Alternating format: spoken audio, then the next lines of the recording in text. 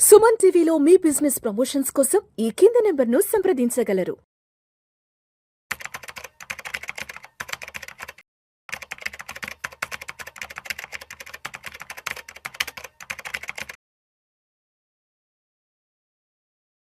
నమస్తే హర్ష. నమస్తే. హర్ష, ఈ మధ్యకాలంలో ఈ బంగారు వెండి ధరలతో పాటు కాపర్ ధరలు కూడా విపరీతంగా పెరిగిపోతున్నాయి.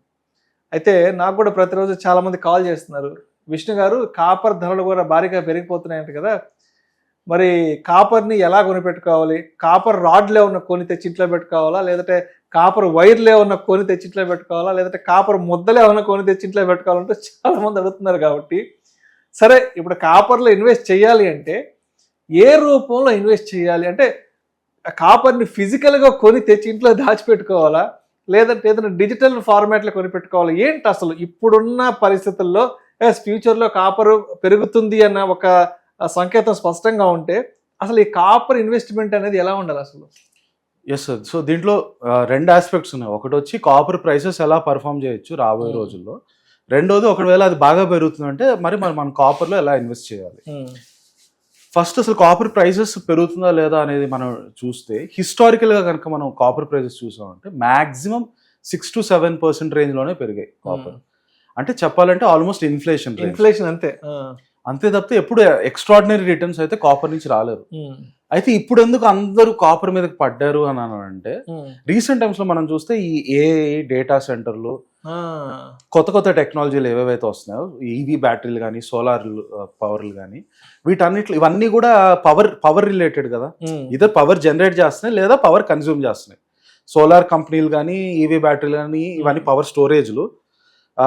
ఏఏలు డేటా సెంటర్లు చాలా భారీ స్థాయిలో పవర్ని కన్జ్యూమ్ చేస్తాయి, రైట్? సో ఇంత రేంజ్లో పవర్ పెద్ద ఏమంటే ఇంటర్నేషనల్ ఫినామినన్ అవుతుందని అని అంటే, అన్నిటికంటే ముందు ఎలక్ట్రిసిటీ పాస్ అవ్వడానికి మనకు కాపర్ వైర్ కావాలి. ఎగ్జాక్ట్లీ. సో దానివల్ల కాపర్ డిమాండ్ బాగా పెరగచ్చు అనేది ఈ అనాలిసిస్ చేసే వాళ్ళందరూ ఒక అభిప్రాయం, రైట్? అది డెఫినెట్గా పెరుగుతుందా, ఎంత పెరుగుతుంది అనేది మనం పక్కన పెడదాం. నేను అనుకోవడం ఒక స్ట్రాంగ్ బ్రేక్అవుట్ ఇచ్చి ముందుకెళ్తే తప్పితే కాపర్లో పెద్ద సిగ్నిఫికెంట్ మూవ్మెంట్ రాకపోవచ్చు. ఎందుకంటే హిస్టారికల్గా ఎప్పుడు అంత రిటర్న్స్ రాలేదు. బట్ ఒకవేళ స్ట్రాంగ్ బ్రేక్అవుట్ బేస్ ఫామ్ తర్వాత బ్రేక్అవుట్ ఇస్తే ఖచ్చితంగా కాపర్ కూడా పైకి వెళ్ళడానికి స్కోప్ ఉంటుంది. ఇన్ దాట్ ఈవెంట్ ఒకవేళ పైకి వెళ్తుంది అన్న స్ట్రాంగ్ ఇండికేషన్ ఉన్నప్పుడు ఎలా కొనుక్కోవాలి అని అంటే, ఇండియాలో మనకి ఫస్ట్ ఈజియెస్ట్ ఇన్స్ట్రుమెంట్ కాపర్లో ఇన్వెస్ట్ చేయడానికి ఏది ఉందంటే ఎంసీఎక్స్లో కాపర్ ఫ్యూచర్స్ ఉంటాయి. మల్టీ కమోడిటీ ఎక్స్చేంజ్ అంటాం కదా.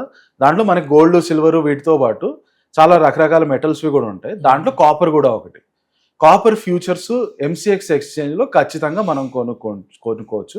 వాటికి నార్మల్ మన జీరోదా, గ్రో కానీ మీరు ఏ ఇండియన్ బ్రోకింగ్ యాప్ వాడుకున్నా అన్నిట్లోనూ కూడా కాపర్ ఎంసీఎక్స్ అని టైప్ చేస్తే సెర్చ్ బార్లో ఖచ్చితంగా మీకు అది కాపర్ ఫ్యూచర్స్కి తీసుకెళ్తుంది. ఒకవేళ మీకు అది వెళ్ళట్లేదు అని అంటే మీరు కమోడిటీస్ ఆప్షన్ని సెలెక్ట్ చేసుకున్నారా లేదా చెక్ చేసుకోవాలి. ఎందుకంటే అది డైరెక్ట్ షేర్ కాదు, కమోడిటీస్ అనే సెగ్మెంట్లో ఇవన్నీ కొనడం అమ్మడం చేస్తాం కనుక. ఒకవేళ మీరు మీ బ్రోకరేజ్ యాప్లో సర్చ్లో కాపర్ అని కొడితే కనుక మీ కాపర్ ఎంసీఎక్స్ ఫ్యూచర్స్ రాకపోతే మీరు కమోడిటీస్ని ట్రేడ్ చేయడానికి ఎనేబుల్ చేసుకున్నారా లేదా అనేది మీ యాప్లో చెక్ చేసుకోవాలి. బట్ అదర్వైజ్ చాలా ఈజీగా ఎంసీఎక్స్లో మనం కాపర్ కొని అమ్మడం చేసుకోవచ్చు. నెక్స్ట్ లెవెల్కి వెళ్తే ఇంటర్నేషనల్ బ్రోకర్స్ ఏవైతే యుఎస్లో ట్రేడింగ్కి మనకి వీలు కల్పిస్తాయో, ఫర్ ఎగ్జాంపుల్ వెస్టెడ్ అని చాలా ఫేమస్ బ్రోకర్ ఒకరు ఉంది. అలాగే ఇంటర్నేషనల్ బ్రోకర్ ఐబీకేఆర్ అని ఒక యాప్ ఉంటుంది.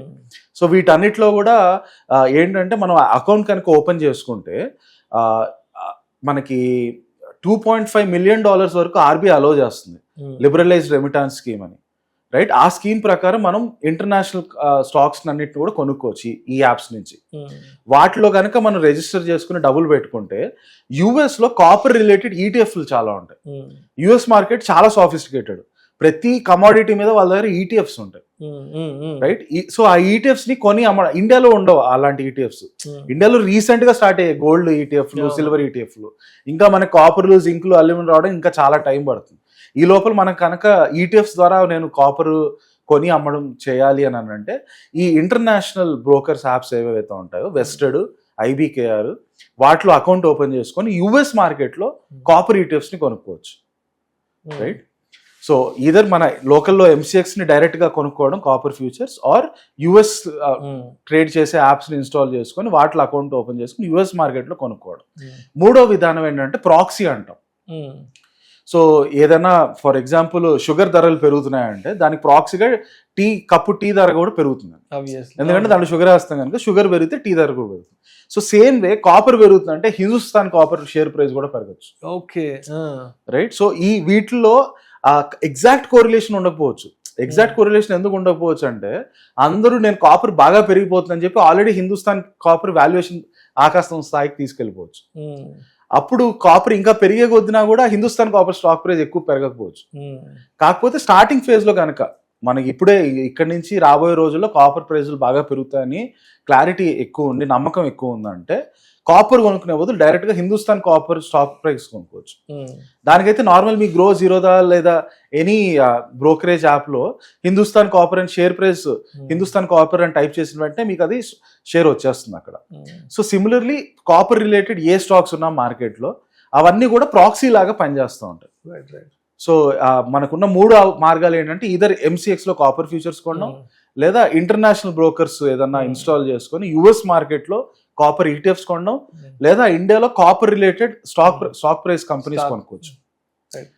సో ఇప్పుడు మొత్తానికి కాపర్ లో ఇన్వెస్ట్ చేయాలంటే ఏదర్ కాపర్ స్టాక్స్ అన్నా ఉండాలి, లేదంటే ఏదో ఒక ఎక్స్చేంజ్ల ద్వారా కొనుక్కోవాలి, మన డిమాట్ అకౌంట్ ద్వారా కొనుక్కోవాలి.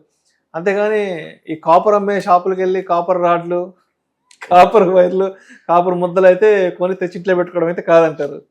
ఖచ్చితంగా కాదు. ఎందుకంటే ఇప్పుడు నువ్వు గోల్డ్ తెచ్చుకున్నారు అనుకోండి, గోల్డ్ తీసుకెళ్లి మళ్ళీ రిటర్న్ అవుతే ఎవరైనా కొనుక్కోండి. ఎగ్జాక్ట్లీ. కాపర్ వైర్ తెచ్చుకొని వెళ్ళి మార్కెట్ లోకి వెళ్ళి ఎవరైనా కొనుక్కోమంటే ఎవరు కొనుక్కోవాలి. అంటే ఈ క్వశ్చన్ ఎందుకు తీసుకున్నానంటే చాలా మంది నాకు డైలీ ఒక 5-6 ఫోన్లు వస్తున్నాయి. సార్ విష్ణు గారు కాపర్ పెరిగిపోతున్నాయి కదా, ఏంటి ఒక కేజీ కొనుక్కోమంటారు, 2 కేజీ కొనుక్కోమంటారు. అలా కాదండి, కాపర్ కొన్ని ఫార్మేట్ అది కాదండి, అది 3 ఎక్స్చేంజెస్ ద్వారా కొనుక్కోవాలని చెప్తాను చాలా మంది. Thank you sir, thank you so much. Thank you sir.